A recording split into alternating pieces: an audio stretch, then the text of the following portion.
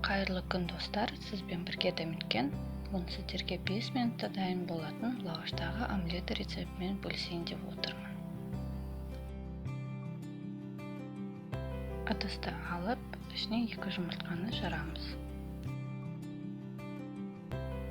1 шымшы тұз салып, венчикпен араластырамыз.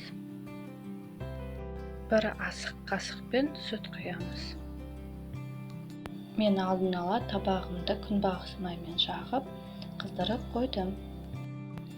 Қызған соң қоспамызды құямыз. Дәл сол кезде лаваш дөңгелегін саламыз.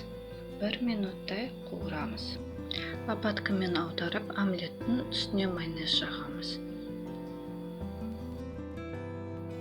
Колбаса және сыр саламыз. Шеттерін бүгіп 2-3 минуттай қуыру керек. Омлетіміз дайын, өте дәмді болып шықты. Видеоның соңына дейін қарағаныңызға рахмет.